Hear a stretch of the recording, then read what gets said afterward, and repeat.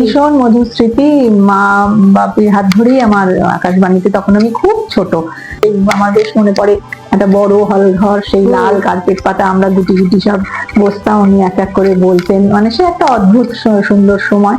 এবং আমার মনে আছে যে তখন তো এখন যেমন যে কোনো মাধ্যমে অনেক সহজলভ্য এবং মানে প্রতিযোগিতাও অনেক বেশি, তখন তো অতটা ছিল না আমাদের সময়টা। যখন বড় যুববাণীর দিকে যাই তখন আমার পড়াশোনাতেই বেশি মানে মনোযোগ দেওয়ার খাতিরে ওই মানে যোগাযোগটা একটু কমে।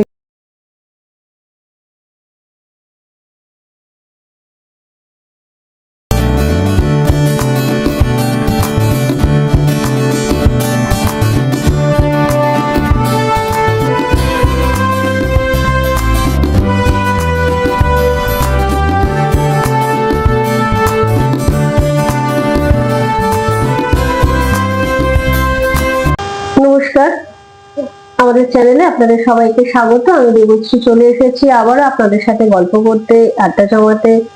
আমার হাতে একটা বই দেখছেন, বইটা খুব মন দিয়ে দেখছিলাম এবং যবে থেকেই বইটা হাতে পেয়েছি একটু দেখিয়ে নিই। বইটা হচ্ছে মহাকাব্যের মহীয়সীরা, মানে মহাকাব্যে যে সমস্ত নারীদের নিয়ে খুব আলোচনা হয়নি তাদের নিয়েই বই বেরিয়েছে। তো লেখিকার সাথে খুব ইচ্ছা ছিল দেখা করবার, তো কোনোভাবে ওনার দেখা আমি পেয়ে গেছি এবং তখনই মনে হয়েছে একদিন সাহিত্য বিষয়ক কিছু গল্প আড্ডা জমাবো আমাদের চ্যানেলে এবং সেই লেখিকাকে, বিশিষ্ট লেখিকাকে নিয়ে আসবো আমাদের অতিথি করে। তো আজকে আমাদের অতিথি শুধু এই মহাকাব্যের মহীয়সীরা নয়, আরো অনেক বই আছে, একে একে আমরা সবাই আলোচনা গল্প করতে গেলেই দেখতে পাবো। তনুশ্রী কাঞ্জিলাল মাস্টারক আজকে আমাদের অতিথি, বিশিষ্ট লেখিকা। নমস্কার ম্যাডাম। নমস্কার। আপনাকে স্বাগত জানাচ্ছি এবং আপনি এত লেখালেখি, অনেক ব্যস্ততা নিয়েও আপনি আমাদের সময় দিয়েছেন। কেমন আছেন?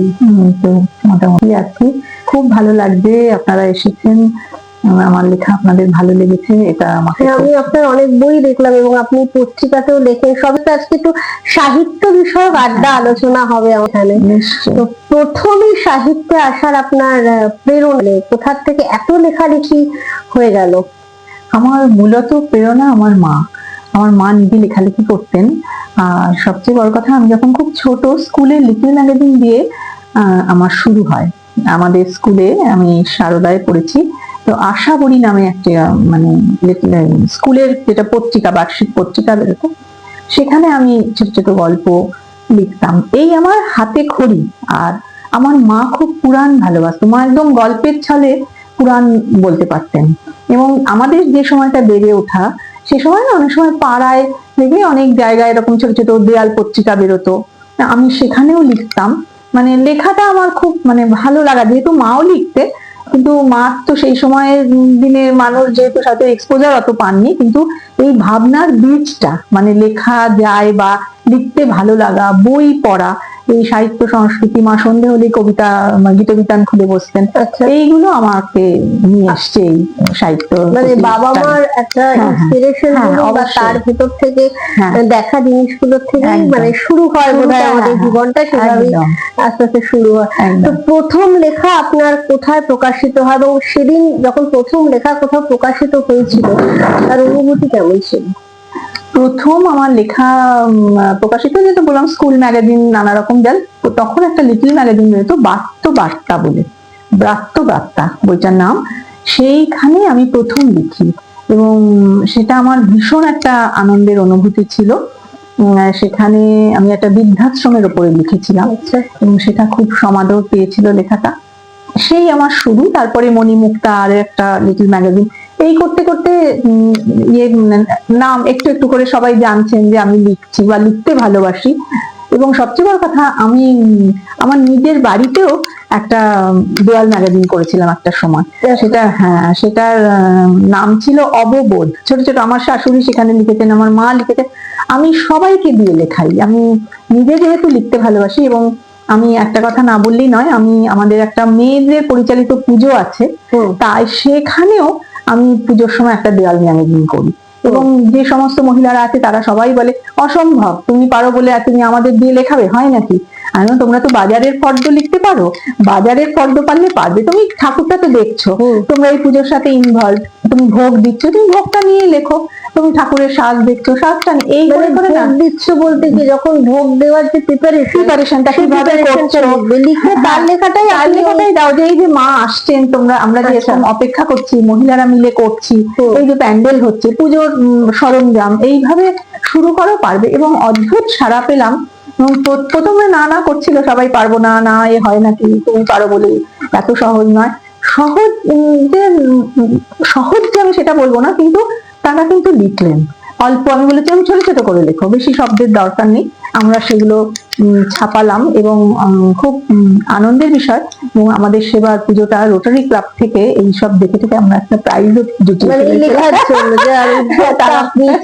হ্যাঁ, খুব খুশি হয়েছিলেন যে মহিলারা মিলে, মানে সবাই লিখেছেন, বয়স্ক মানুষের ভেতরে তো প্রতিভা কিছু না কিছু থাকে, একটা সুপ্ত প্রতিভা, সেটা যখন কোনো জায়গা পেয়েছে, একদম পুজোকে নিয়ে যখন তোমরা তো সাজগোজের জিনিসও কিনছো, এই যে উন্মাদনা, পুজো আসার সময় সারা বছর কেনা হলো, সেটা নিয়েই লেখো, 100 শব্দ লিখতে কি, 150 শব্দ লিখতে কি, এই করতে করতে না বেশ কয়েক বছর ধরে আমরা ওটা চালাই আর কি, আমাদের পত্রিকাটা বেরোয়। মানে এটা তো ঠিক সেই কম্পিটিশন হচ্ছে 100 শব্দের মধ্যে 80 শব্দের মধ্যে ছোট ছোট চিন্তা চাপে পড়ে যাবে, নয়তো পারবো না এরকম।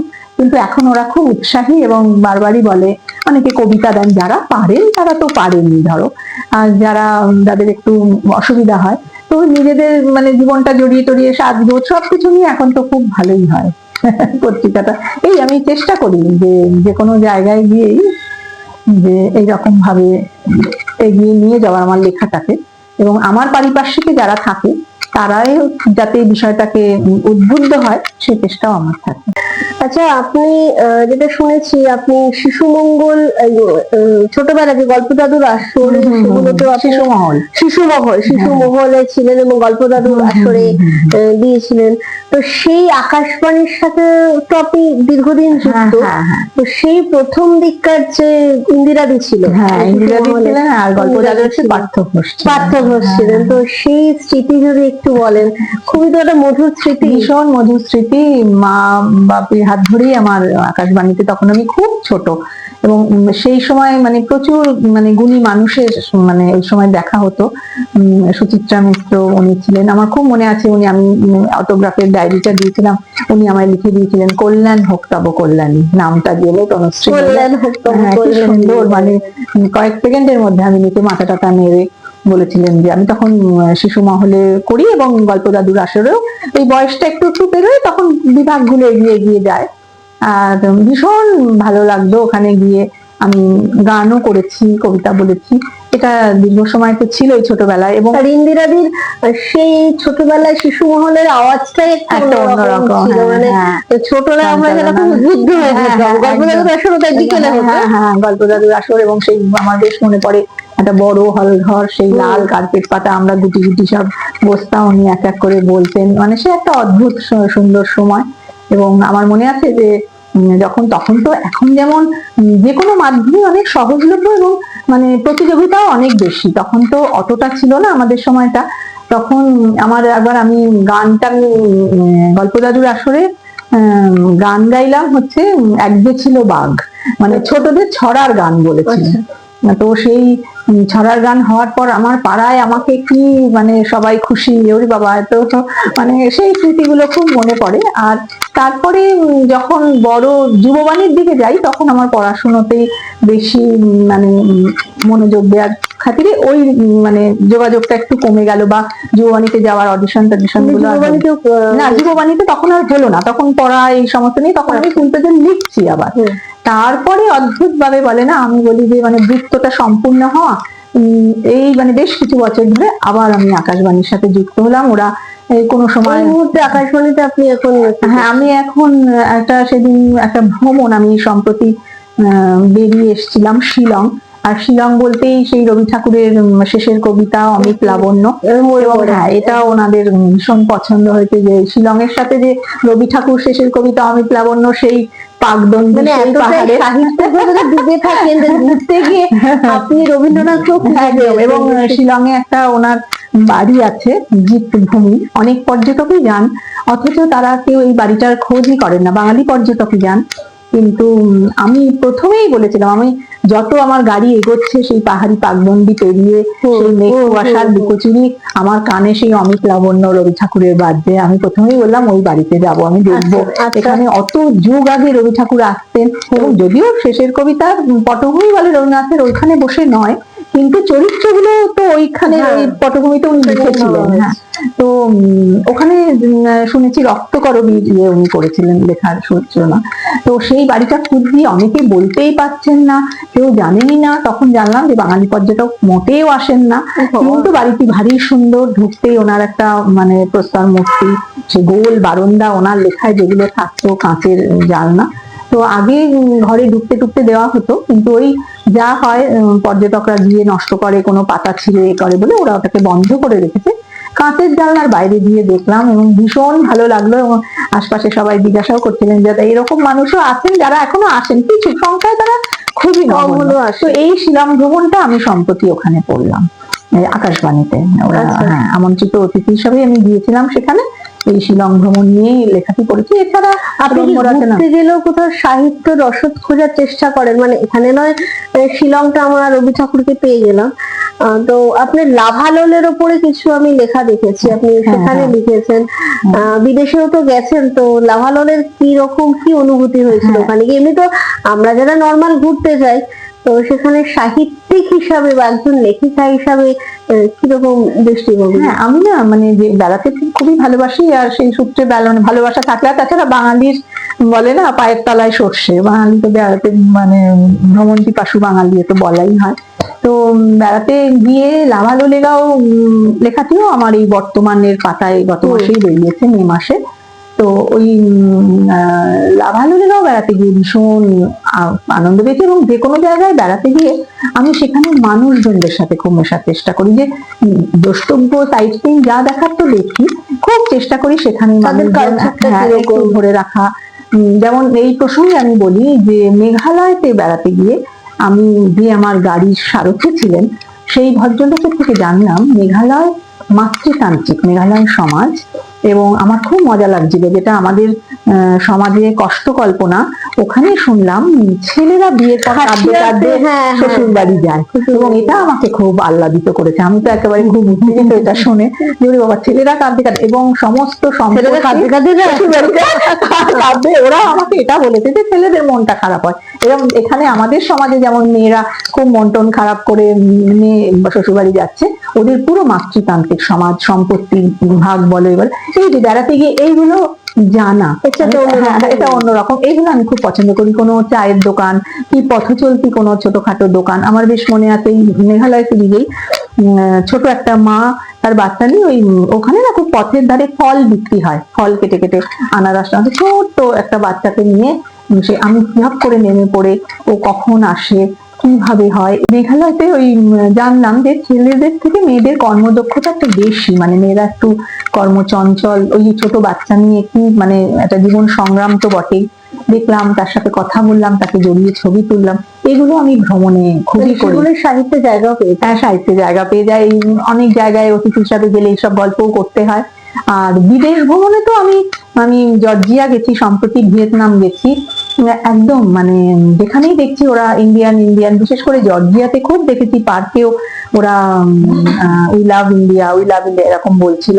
এবং সবচেয়ে একটা খুব সুন্দর অভিজ্ঞতা হয়েছে, আমরা বাসের টিকিট কাটতে যাব, যে জর্জিয়া মানে শহরে কিভাবে বিদেশের বাসটা কিরম হয় এটা দেখার খুব উৎসাহ।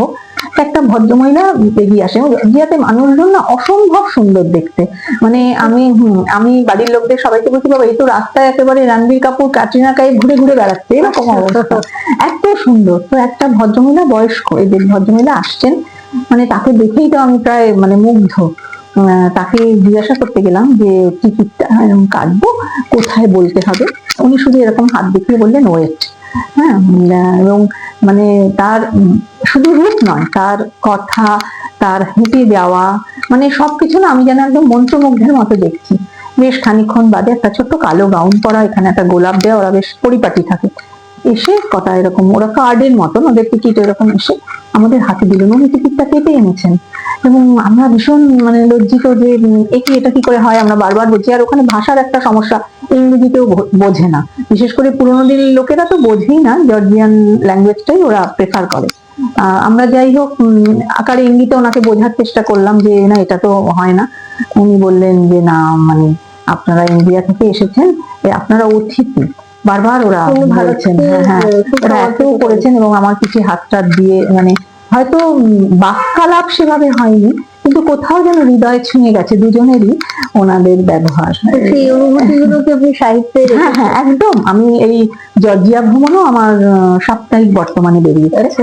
হ্যাঁ, তো সাপ্তাহিক বর্তমানে আমি এই কাহিনীটি আর লিখেছি পত্রিকাতে। হ্যাঁ, সাপ্তাহিক বর্তমান পত্রিকাতে।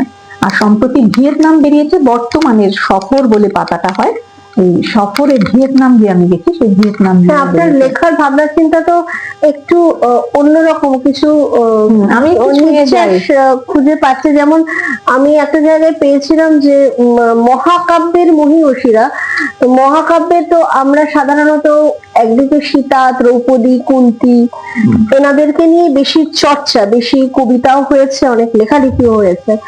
তো সেক্ষেত্রে আমি দেখেছিলাম আপনি উলুপি, নাগকন্যা উলুপির একটা লেখা, বা মন্দোদরীকে নিয়ে, মাদ্রিকে নিয়ে লেখা। তো এরকম ভিন্ন ধারায় চিন্তা আপনি কিভাবে করছেন, মানে কেন এসেছে? প্রথম কথা আমি বলেছি, পুরাণ আমার খুব প্রিয়, মানে বিষয়টাই আমার খুব প্রিয়। আর নারী চরিত্র তো আমার ভীষণ প্রিয়। আমি নিজে একজন নারী, নারীদের প্রাপ্তি অপ্রাপ্তি, বঞ্চনা বা মানে তাদেরকে একটু সুবিধা বঞ্চিত করে রাখা, এই সবগুলোই আমাকে খুব ভাবায়, প্রতিনিয়ত ভাবায়। আমি চেষ্টা করি, আমি তো অক্ষর শ্রমিক, আমি মানে অক্ষর দিয়ে, এছাড়া তো আমার আর কোনো রাস্তা নেই, আমি আমার কলম দিয়ে এইগুলো বার করার চেষ্টা করি। পুরাণেও আমি দেখেছি, পুরাণে সাধারণত আলোকিত নারী চরিত্র থাকে, যারা খুব প্রকাশ, মানে যাদেরকে সবাই জানেন, কিন্তু অনালোকিত নারী চরিত্র যারা আছে তারাও কিন্তু গুণে, তাদের সবকিছুতে, রূপে, তাদের কার্যক্রমে তারা কোনো অংশে পিছিয়ে নেই। হয়তো মহাকাব্য রচয়িতা বা কথাকার কিছু জায়গায় কি পেয়েছিল। উলুপি তো ভীষণ একজন বিদুষী নারী, যিনি মানে শাস্ত্র বিশারদ, যিনি শুধু শাস্ত্র বিশারদ নয়, তিনি মানে কি বলবো, আয়ুর্বেদ চিকিৎসকও বটে। মানে অর্জুন একদম মুগ্ধ ছিলেন উলুপির সঙ্গে, এবং সবচেয়ে বড় কথা, উনি অর্জুনের প্রতি স্বয়মাগতা হয়েছিলেন। মানে সবসময় আমরা জানি কি, প্রেম নিবেদন পুরুষরাই করে, ওই সময়ে নারী হয়ে উনি তখন, অর্জুন বিবাহিত, অর্জুন ইয়ে করছে না, দ্রৌপদীর কথা বারবার মনে হচ্ছে, দ্রৌপদীর যুক্তি বুদ্ধি, মনন, মেধা, প্রজ্ঞা এবং এত সুন্দর যুক্তি দিয়ে উনি অর্জুনকে বোঝালেন যে ব্রহ্মচর্য কালে এটা তো তুমি নিজে থেকে আসোনি, আমি স্বয়মাগতা হয়েছি এবং আমার নিজের ইচ্ছা অনিচ্ছার শরিক আমি। তো এতটাই উনি মানে নিজস্ব ছিল, কঠিন ব্যক্তিত্ব ছিল, এই জন্য উলুপি আমাকে খুব ভাবিয়েছে এবং উলুপিকে নিয়ে আমি লিখেছি। এবং সবচেয়ে শুধু উলুপি নয়, আমার মানে প্রত্যেকটা, উর্মিলা, রামায়ণের উর্মিলার বিশাল বড়, খুব বড় ত্যাগ। আমরা সীতাকে জানি 14 বছর, লক্ষণের স্বয়ম্বর একটা বই বেরিয়েছে। হ্যাঁ, লক্ষণ আর স্বয়ম্বর। মানে যে একটা সময় দেখো, সমাজ কিন্তু বেশ অন্যরকম ছিল, আমাদের রামায়ণকাররা তাই দেখেছে, মহাভারতে তাই আমরা দেখেছি, স্বয়ম্বরের মাধ্যমে যে যার পাত্র খুঁজে নিতেন। ওই লক্ষণার ক্ষেত্রেও সেখানে দেখেছি সেটা। আমি এটাও আমার সাপ্তাহিক বর্তমানেও। উর্মিলার জীবনে অনেকটা ইয়ে ছিল, মানে অনেক বড় আত্মত্যাগ, অনেক। এবং এই যে লক্ষণ যে গেছে বনবাসে, সীতা তো রামের সঙ্গে গেছে, মানে তারপর তো আমরা উর্মিলার কথা পাই না, উর্মিলাকে রেখেই তো লক্ষণ গেছে। তো উর্মিলার কিভাবে দিন কাটলো, উর্মিলার শোক, উর্মিলার বিরহ গাথা, মানে সেভাবে রবীন্দ্রনাথ কিন্তু ছুঁয়েছেন, রবীন্দ্রনাথ উর্মিলাকে মানে ছুঁয়েছেন, যে সেই যে লক্ষণ চলে গেছেন, আমার লেখা এগুলো আছে, যে তারপরে তার কি হলো, এটাকে আমরা কজন খোঁজ। ওদিকে রামায়ণে মন্দোদরীকেও সেভাবে। হ্যাঁ হ্যাঁ, মন্দোদরী কিন্তু রাজমহিষী ছিলেন এবং রাবণকে অত্যন্ত মানে ভালোবাসতেন। উনি বারবার করে বারণ করেছিলেন যে মানে স্বর্ণলঙ্কার এরকম হাল হবে তুমি যদি সীতাকে, মানে ওর সীতার বাসনা তুমি ছেড়ে দাও।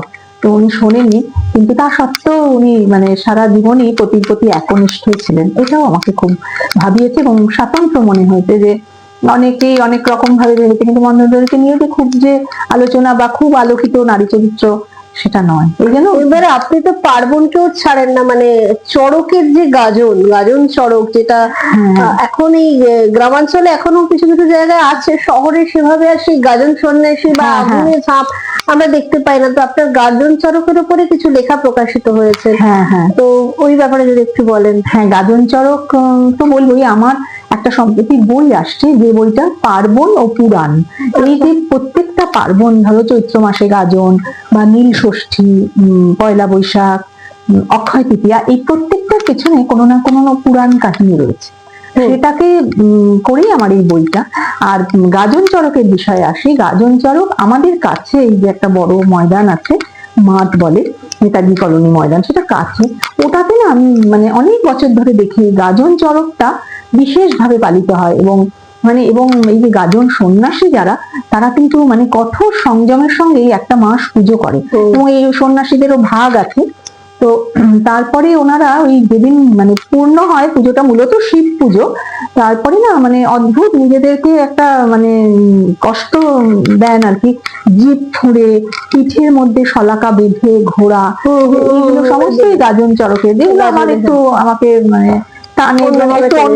রথযাত্রা অনেক পেরেছে, রথযাত্রাকে আপনার মানে পত্রিকায় লেখা প্রকাশিত হয়েছে। রথযাত্রাও নিয়ে হয়েছে। এই যে লক্ষ লক্ষ লোক যায় জগৎ স্বামী আমাদের জগন্নাথ দেব, তার কাছে, তার তো নিশ্চয়ই একটা ইতিহাস আছে কেন যায়।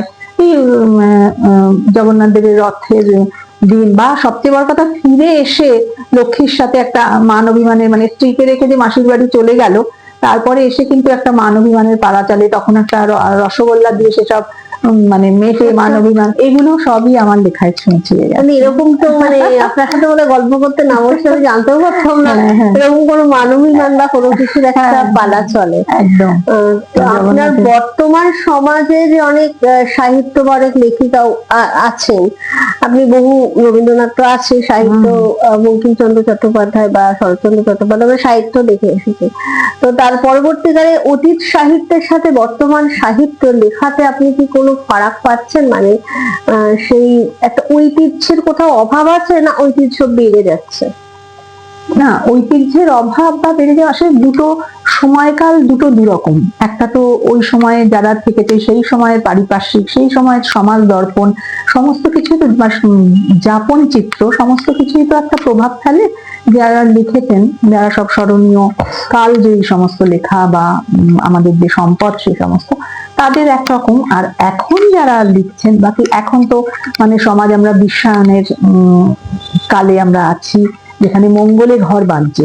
তো সেই সময়ে দাঁড়িয়ে যে লেখা পড়া বা লিখছেন যারা, তাদের লেখাতে একটু তফাৎ হবেই অনেকটা আধুনিক। তবে হ্যাঁ, এটা বলবো, সেই সময় দাঁড়িয়ে যখন আমি এই সম্প্রতি রবীন্দ্রনাথের চিত্রাঙ্গদা নিয়ে আমি একটা আমার পাড়ায় রবীন্দ্রনাথ জয়ন্তী ফাংশনে, আমি তখন ভাবলাম রবীন্দ্রনাথ অত যুগ আগে লিখেছেন যে নহি সামান্য নারী রাখিবে পার্শ্বে মোড়ে। বারবার উনি বলছেন যে নারী পুরুষ একভাবে রাখতে হবে, এক সম্মান জানাতে হবে। এরকম চিন্তা ভাবনা তো কালজয়ী হয়েছে, মানে একাল হয়ে সমকালের মানে হয়ে আজও সমকালীন। এটাই বলবো, যারা আগেও লিখেছেন তাদের এই যে ভাবনা চিন্তা, সেই ভাবনা চিন্তা তো মানে চিরকালীন হয়েও সমকালীন। এই যে আপনি সাপ্তাহিক বর্তমান পত্রিকাতে লেখেন, খুব উল্লেখযোগ্য একটা পত্রিকা, এবং চতুষ্পণ্ডিতেও আপনার লেখা প্রকাশিত হয়েছে। তো এরকম একটা উল্লেখযোগ্য পত্রিকাতে লেখা বেরোচ্ছে, আপনার অনুভূতি কেমন লাগবে, বা পাঠকদের কাছ থেকে আপনি কোনো উত্তর পান যে ভালো খারাপের, বা পত্রিকা থেকে কিছু পান, অনুভূতি আপনার কেমন লাগে? ভীষণ পাই। তাহলে একটা ছোট্ট গল্প বলি। আমি কোভিডের আগে পর্যন্ত বর্তমান চতুষ্পণ্ডিতে প্রায় প্রত্যেক শনিবারই আমার লেখা থাকতো। তো লেখাগুলো ভীষণ মানে জনপ্রিয় হয়েছিল, পুরোটাই নারীদের, মানে পাতাটাই ছিল আমরা মেয়েরা। তো ওইখানে লেখা হতো বিভিন্ন রকম বিষয়ে, সেই নিয়েই আমার এই একটা বই, যে সংকটে সম্পদে নারী। তো আমার হাজবেন্ড ডাক্তারবাবুর কাছে গেছিলেন নৈহাটিতে শনিবার, এবং কাগজটা টেবিলের উপর রাখা, ভদ্রলোক পড়ছিলেন ডাক্তারবাবু, এবং উনি বললেন যে এই তনুশ্রী কান্তিলাল মাস্টারও বেড়ে লিখছে, জানো তো? শুধু তো আমার হাজবেন্ডকে বলছে, আমার হাজবেন্ড কিছু বলছেন না, মিটমিট করে হাসছে, বলছে তাই? বলছে হ্যাঁ, আমি ওনার লেখার খুব মানে ভালো পাঠক আর কি। তারপরে যখন কথা কথা হয়ে বেরিয়ে আসছে তখন হচ্ছে না এবার আমি এতক্ষণ ভালো করে পড়িনি, এবার পড়বো। হ্যাঁ, তারপরে বলেছে আরে তুমি মাস্টার ওকে মাস কি ব্যাপার, তখন বলছে উনি আমার স্ত্রী। তাহলে বোঝো মানুষ ভালোবেসেছেন। এবং যখন ওই পত্রিকায় লিখি তখন ওরা আমাকে প্রথমেই বলেছিলেন যে খুব সহজ সরল ভাষায় লিখতে হবে। এটা একটা শিক্ষা যে আপনি যে শুধু বৈঠকখানায় বসে বা খুব যারা উচ্চ শিক্ষিত তারা পড়বে তা না, আপনি মনে রাখবেন যে গ্রামের একটা চায়ের দোকানেও আপনার লেখা কোনো মেয়ে পড়ছে, সেই ভেবে শব্দচয়ন করবেন। তো আমি ওইটা প্রচুর, এবং কিছু চিঠিও আসতো যে ভীষণ ভালো, আমার ফেসবুক পেজ আছে, সেখানেও মানুষজন ভীষণ মানে আমাকে গ্রহণ করেছিলেন লেখাগুলো। বাংলা সাহিত্য নিয়ে আমরা জানি অনেক গুণীজনই আমাদের আছে, সাহিত্যিকরা আছে, কবি আছে, কিন্তু সম্প্রতিকালে দেখা যাচ্ছে না যে বাংলাটা ঠিক আসে না এরকম ব্যাপার নিয়ে ছোট ছেলে মেয়েদের ইংলিশ মিডিয়ামে পড়ানো হচ্ছে, যে ইন্টারন্যাশনাল ল্যাঙ্গুয়েজ না শিখলে সে চাকরি পাবে না। এটাতে আপনি কতটা বিশ্বাস করেন একজন সাহিত্যিক বা লেখিকা হিসাবে? না না, দেখো ইংরেজি তো একটা গুরুত্ব, ভাষা ইংরেজি শুধু বলে না, যে কোনো ভাষার তো একটা গুরুত্ব রয়েছে। তবে তার জন্য বাংলা অচ্ছুত বা বাংলাটা ঠিক আসে না বা মাতৃভাষা করলে, যে কোনো ভাষারই তো একটা নিজস্ব গুরুত্ব রয়েছে, শুধু ইংরেজিই নয়, যে কোনো যার যেটা মাতৃভাষা বা মাতৃভাষা মাতৃদুগ্ধের মতো। আমার কাছে তো মনে হয় যে বাংলার পাশাপাশি বা যার যেটা মাতৃভাষা হবে সেটাকে প্রথমে গুরুত্ব দেওয়া দরকার। কারণ সেটা আস্বাদন না করলে অন্য ভাষা, হ্যাঁ অবশ্যই কার্যক্ষেত্রে কর্মক্ষেত্রে বা দূর দেশে যেতে গেলে অন্য ভাষার দরকার হয়, কিন্তু তা বলে মাতৃভাষা বা বাংলাটা ঠিক আসে না, এটা একেবারেই সমর্থনযোগ্য নয়। বহু বহু আমার বন্ধু, বহু পরিচিত মানুষ আছেন যারা বাংলাকে একেবারে সঙ্গে নিয়েই বিদেশে থেকে, দেশের মাটিতে না থেকেও তারা দিব্য আছেন এবং দিব্য নিজের পায়ে দাঁড়িয়ে নিজের একটা পরিচিতি তৈরি করেছেন। তাহলে এটা ঠিক না যে মানে বাংলা শিখলে গেল গেল রব, এটা এক একজনের ভাবনা। আরো অনেক ব্যাপারে লেখা রেখেছি আপনার, মানে প্রকাশিত হয়েছে যে বিভিন্ন আঙ্গিকে লেখা। আপনি তীর্থস্থানেও তো গেছেন, আপনার তীর্থের উপরও লেখা হয়েছে, বেনারস, কামাখ্যা, অনেক জায়গা আছে। তো বেনারসের উপরে বোধহয় কিছু লেখা বেরিয়েছিল, সেই ব্যাপারে একটু বলুন। বেনারস তো মানে একটা অন্য রকমেরই আবহ, এবং এটা বহু প্রাচীন, মানে সুপ্রাচীন এক শহর, এবং মানে এটা তো শুধু দেশ বিদেশ থেকে লক্ষ লক্ষ পুণ্যার্থী আসেন। কাশী বিশ্বনাথ মন্দির এবং যে গঙ্গার ঘাটগুলো, এই ঘাটগুলো আমাকে খুব টেনেছে। তবে আমি তা আলাদা করে তো মানে ধরুন এগুলো ঘাটের যদি ইতিহাস নেওয়া যায় তাহলে একটু অনেকদিন থাকতে হয়। তবু আমার খুব মনে হয়েছে যে ওই ঘাটে যে ওই প্রদীপ ভাসানো, ছোট ছোট বাচ্চাদের হাতে থাকে ফুলের নেওয়া ওই প্রদীপ গঙ্গায় ভাসিয়ে দেওয়া, তারপরে বহু মানুষ আসেন, বহু মানে জীবনের মানে খোঁজা, বা অনেকে আছেন খুব আনন্দেও আসেন, আবার অনেক আছে জীবনের সর্ব কিছু হারিয়ে একদম নিঃস্ব অবস্থায় এসে এখান থেকে আবার নতুন প্রাণ শক্তি নিয়ে যায়। এমন মানুষের সঙ্গেও বেনারস ভ্রমণে আমার আলাপ হয়েছে। মানে এটা কেউ মানলে মানা, কেউ না মানলে কাশী বিশ্বনাথের একটা মাহাত্ম্য তো রয়েছে।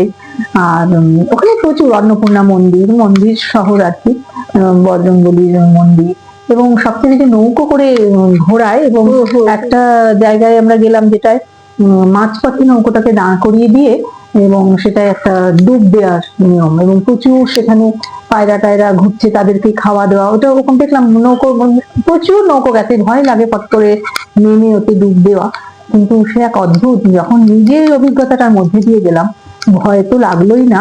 মানে অদ্ভুত একটা, ওই রকম দুটো জল এসে থেমেছে, দুটো জলের কালার আলাদা, দুটো নদী, অদ্ভুত। এবং সত্যি বোঝা যাচ্ছে কিছু কিছু জায়গায় তো মানে বিশ্বাসী মানে মূল কথা বলে, আমারও সেরকমই বেনারস নিয়ে এরকম।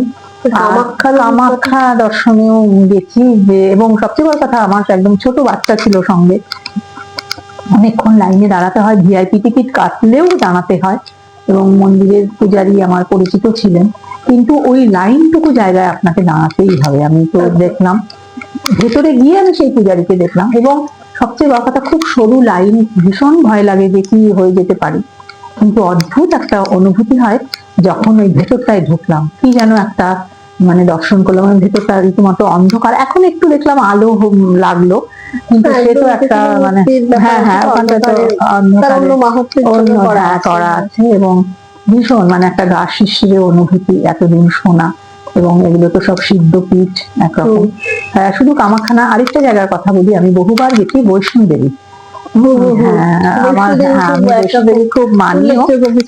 আমার ঘরেও উনি বিরাজমান, আমি দেখি সবার সাতবার আমার হয়েছে। খুব দুর্গম যাত্রাটা, খুব দুর্গম।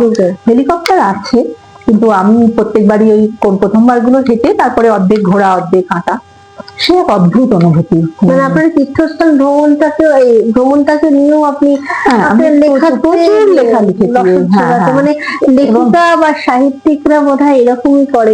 আমরা দেখেছি বিভূতিভূষণ বন্দ্যোপাধ্যায়কে, ওনার লেখাতে মানে এমন কিছু উঠে এসেছে, আরণ্য এছাড়াও পথের পাঁচালী, সবকিছু মানে অন্যভাবে বিভূতিভূষণের লেখাগুলো ফুটে। তারাশঙ্কর বন্দ্যোপাধ্যায়ের ক্ষেত্রে আমরা দেখেছি তার প্রেজেন্টেশনটা অন্যভাবে, তার ভাবনা চিন্তাতে। তো দেখি শরৎচন্দ্রের ক্ষেত্রে গ্রামের জায়গাটাকে সবসময় প্রকৃতি। কখনো মনে হয়েছে রবীন্দ্রনাথ, বঙ্কিমচন্দ্র বা শরৎচন্দ্র তিনজনের সাহিত্যের উপরে কোনো একটা তুলনামূলক আলোচনা করি বা আলোচনা লিখি, যেটা আমার লেখা হিসাবে প্রকাশিত হবে? কারণ খুব তিনজনই খুব কিছু বলার নেই, সাহিত্যের প্রাণ পুরুষ বলুন, সবার বেঞ্চমার্ক, একদম সবার বেঞ্চমার্ক। মনে হয় যে বঙ্কিমচন্দ্র তো মানে খুবই মানে কঠিন লেখা, উনি নিজেই বলেছেন। তারপরে রবীন্দ্রনাথ কিছুটা সেই লেখাকে সহজ করেছেন বা কিছু, কিন্তু প্রত্যেকেই শরৎচন্দ্র আরো সহজ। শরৎচন্দ্র অনেকেই বলে যে মেয়েদের মানে কান্নার জন্যই শরৎচন্দ্রের মানে কথা। শরৎচন্দ্রের ক্ষেত্রে বলা হয় যে উনি প্রান্তিক লেখক, একটা প্রান্তে থেমেছে।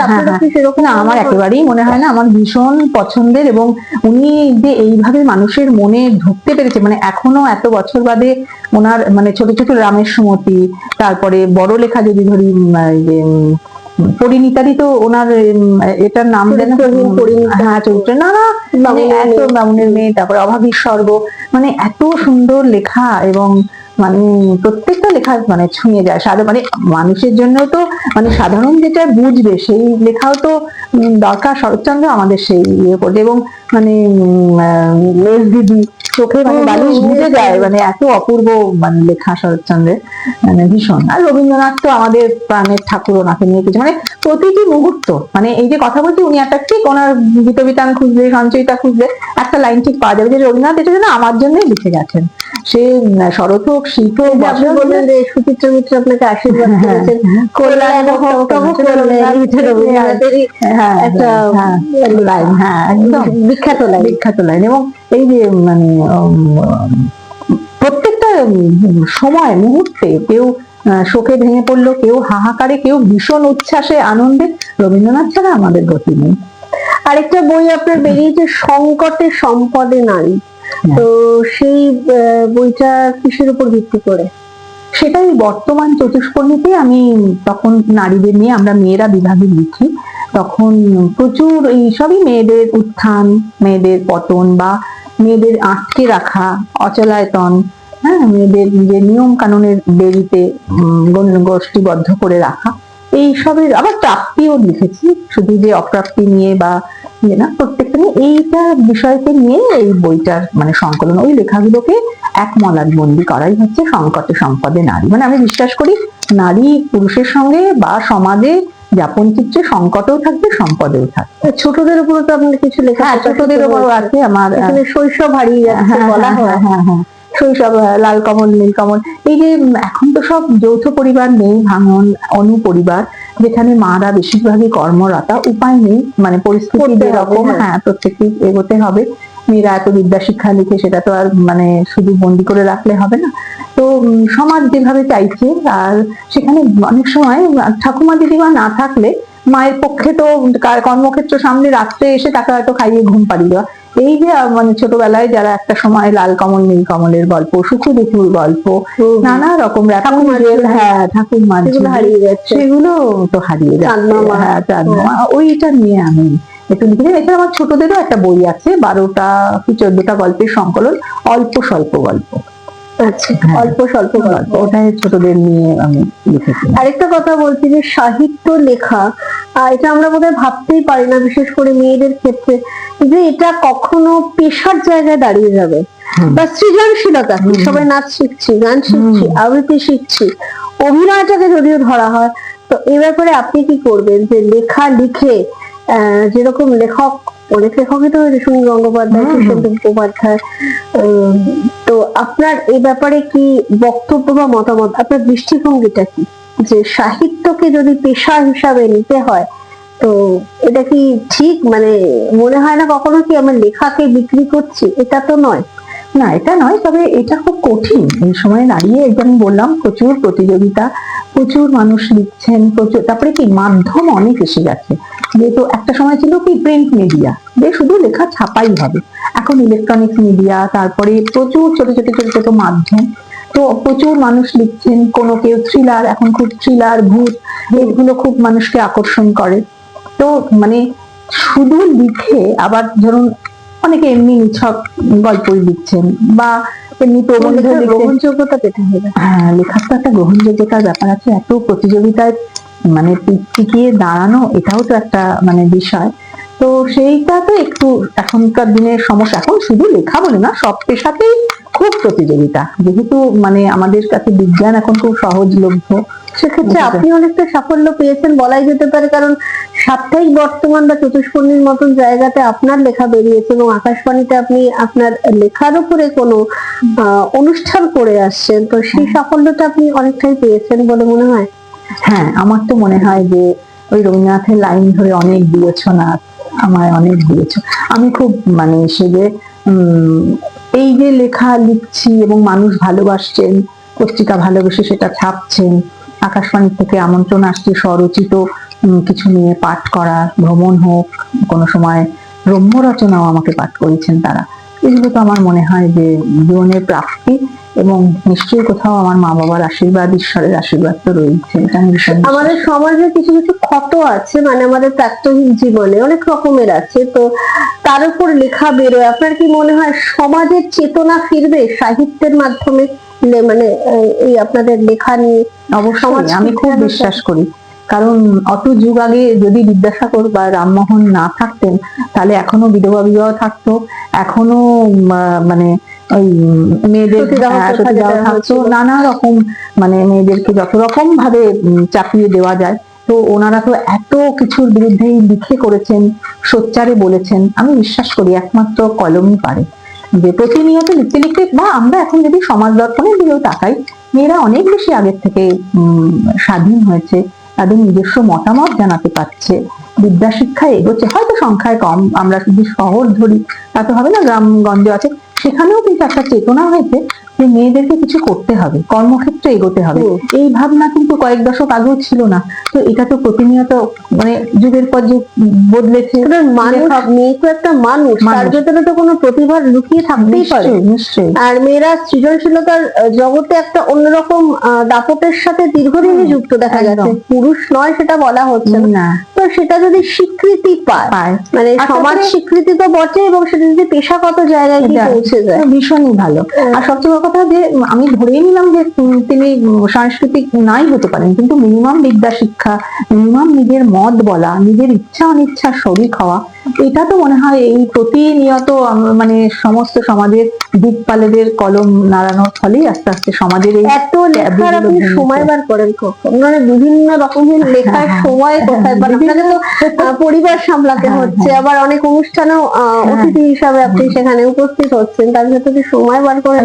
আমি খুব চেষ্টা করি, মানে আমার না নেশা, আমি যদি একটা দিন রাতে একটু লিখলাম না, আমার একটা ভীষণ অস্বস্তি হয়, কিছু লেখা হয়নি, বা মানে লেখার টাইমটা কি রাতি? মানে এটা আমার একটা ভীষণ প্রশ্ন, কারণ আপনি সুচিত্রা ভট্টাচার্য আমাদের ভীষণ খুব ভীষণ ভীষণ, ওনারও আমি একটা লেখাতে পড়েছিলাম যে আমি ঠিক রাত্রেবেলায় লিখতে পারতাম, উনি অবস্থা আছে। আমি না একটু ফাঁকা মধ্যেই কাজকর্ম সারি, শুধু রাত, অনেক সময় দুপুর টুপুরে একটু ফাঁকা হলাম, তখনও আমি চেষ্টা করি, মানে লিখতে আমি ভীষণ ভালোবাসি। মানে একটা লেখা শেষ হয়ে গেলে আমি ভাবি পরের তাহলে বিষয়, বা ধরুন আমি কোথাও একটা যাচ্ছি, কিছু একটা সেরকম দেখলাম, আমার শুধু মনে হয় এই বার্তাটা তো সবাইকে দেওয়া দরকার, এটা এরকম না হয়ে এটা হতে পারতো। আমি একটা উদাহরণ দিলাম, যে এই একদিন আমি অটো যাচ্ছিলাম, এখানে আমার বাড়ির কাছেই ডাংলা, স্কুল ছুটির পর একটি মা বাচ্চাকে নিয়ে উঠেছে, এবং সে বারবার বলে যাচ্ছে, ওই তার থেকেই আমার ওই লাল কমল নীল কমল হয়, বারবার বলছে কি করেছো কি না করেছো, কি নম্বর হয়েছে কম হয়েছে, বাচ্চাটা একদম ভয়ে জড়ো সড়ো।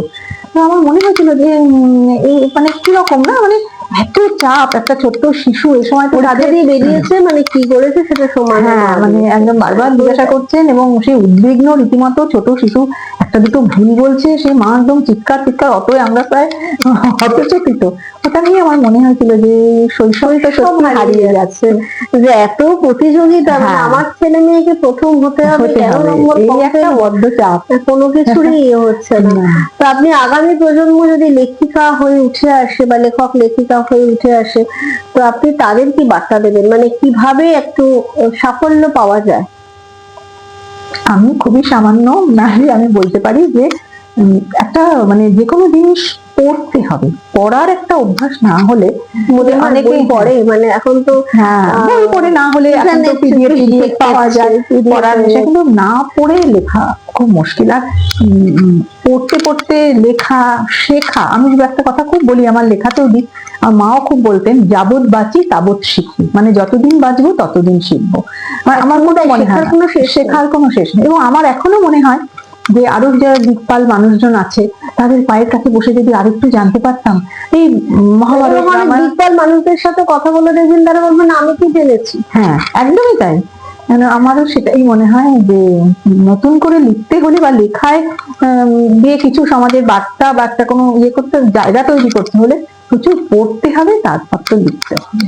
খুব প্রিয় উপন্যাসিক বা লেখককে রবীন্দ্রনাথ, শরৎচন্দ্র, বঙ্কিমচন্দ্র বাদ দিয়ে বলবেন? শুনি গাঙ্গুলি। আর সুচিত্রা ভট্টাচার্যও আছে, আমি খুব পছন্দ করি সুচিত্রা ভট্টাচার্য। আর এই মুহূর্তে স্মরণজিৎ, স্মরণজিতের লেখা আমার ভীষণ পছন্দ, আমি খুব পছন্দ করি। অন্য বই বেরোচ্ছেন? হ্যাঁ আমার একটা বই যে বললাম সম্প্রতি বেরোবে, পুরাণ আর পার্বণ, মানে পুরাণের সাথে আজকে পার্বণে, এই যে 12 মাসে 13 পার্বণ, তো এই 13 পার্বণের পেছনে আপনি বোধহয় একটা জামাই আদরও নিয়ে, মানে এই পার্বণে আপনি জামাই ষষ্ঠীর ব্যাপারটাকেও ধরে রেখেছেন, সেটা বোধহয় ছাড়েনি। মহাকাব্যের জামাই আদর, মহাকাব্যের জামাই আদর। মহাকাব্যের এই যে অর্জুন যখন অজ্ঞাতবাসে ছিলেন, তখন অর্জুন চিত্রাঙ্গদাকে বিয়ে করেন। চিত্রাঙ্গদাকে দেখে একদিন ভ্রমণ করছেন, চিত্রাঙ্গদাকে দেখে খুব পছন্দ হয়ে যায়, এবং চিত্রাঙ্গদা তখন পুরুষ বেশি ছিলেন, চিত্রাঙ্গদা তো নারী না। তো এই যাই হোক, বিয়ে হওয়ার সময় ওই চিত্রাঙ্গদার বাবা প্রচুর যৌতুক দিয়েছিলেন অর্জুনকে, পুরো ওই মণিপুর এটাই দিতে চেয়েছেন, যদি অর্জুন বলেছে যে না, ওরা রাখতেই চেয়েছিল, ঘর জামাই ছিল যেহেতু, ওরা কন্যাকে দেখুন, মানে অত সময় আর এটাও কত সুন্দর যে ওরা বললেন যে না আমার তো ছেলে নেই, ওখানে বলেছিল যে ছেলে, মানে ভবিষ্যৎবাণী হয়েছিল ওই মণিপুর রাজের যে কোনো কন্যা সন্তান হবে না, কিন্তু অদ্ভুত ব্যাপার ওনার মেয়েই হলো চিত্রাঙ্গদা। তখন ওই মেয়েকে উনি ছেলের মতো করে বড় করলেন, অস্ত্র শিক্ষা, বিদ্যা, ধনুর্বিদ্যা, সমস্ত কিছুতে। তো বলে ওকে ছেড়ে তো আমি দিতে পারবো না, বিয়ে হলে তোমাকে এটা মানতে হবে, তোমাকে এখানে থাকতে হবে। তো অর্জুন বললো না, এটা তো আমার পক্ষে সম্ভব না থাকা। চিত্রাঙ্গদা খুব মানে সাহসী বলিষ্ঠ নারী, সে বললো কোনো ব্যাপার না, আমি নিজের মতো থাকতে পারবো, অসুবিধা নেই, তোমার কাছে যতদিন তুমি থাকবে সেই সময়টুকুই আমার মনে কোঠায় রয়ে যাবে। তো তখন ওটাই আমি জেনেছিলাম যে চিত্রাঙ্গদার বাবাকে অর্জুনকে প্রচুর যৌতুক দিয়েছিলেন। তারপরে সীতার সময় জেনেছি এরকম ওই মহাকাব্যের জামাই আদর জিনিস তোমার লেখায় চলে আসছে, খুঁজে মহাকাব্যের জামাই আদর, মহাকাব্যের বহিও মহাকাব্যের জামাই আদর, নামগুলো ভীষণ সুন্দর, সত্যি খুব সুন্দর। যে বইগুলো আমি দেখলাম প্রকাশিত করি যে একটু অন্যরকম, একটু স্বাতন্ত্র রাখার, কারণ কি আমি বারবার বলছি ভীষণ প্রতিযোগিতা, আমি খুব সামান্য মানে লেখা পড়া করি বা লিখছি, কিন্তু তবু আমার মনে হয় যে একটু মানে ব্যতিক্রমী হলে কি লোকের পড়তে ভালো লাগবে, হ্যাঁ আকর্ষণ করবে। খুব ভালো লাগলো দিদি, অনেক গল্প হলো, অনেক কিছু জানলাম আপনার সম্পর্কে, আমারও খুব ভালো লাগলো। এই লেখালেখিকে নিয়ে এই যে দৃষ্টিভঙ্গি, অন্য রকমের আমরা কিছু বই পেলাম, যেমন মহাকাব্য নিয়ে এত কিছু হয়তো আমরা জানতাম না, বা এই যে ভ্রমণ করতে গিয়ে বা বিশেষ করে তীর্থস্থানে গিয়ে এত কিছু উনি জেনে, মানে ভেতর থেকে নির্যাস বার করে উনি ওনার লেখায় নিয়ে আসছেন, এবং অটো চলতে চলতে বাচ্চার কান্না দেখে এরকম ভাবনা, মানে সে পরীক্ষা নিয়ে ভয় স্বতন্ত্র হয়ে যাচ্ছে। তো খুব ভালো লাগলো। আজকে আমাদের তো এবার মানে আড্ডার মহল, সাহিত্য বিষয়ে আলোচনা একটু বন্ধ করতে হবে, কারণ সময় জানান দিয়ে দিয়েছে। আবার দেখা হবে আপনার সাথে, আবার কথা হবে। অবশ্যই, আমারও খুব ভালো লাগলো আপনাদের আশা আমার সাথে এত গল্প করার জন্য।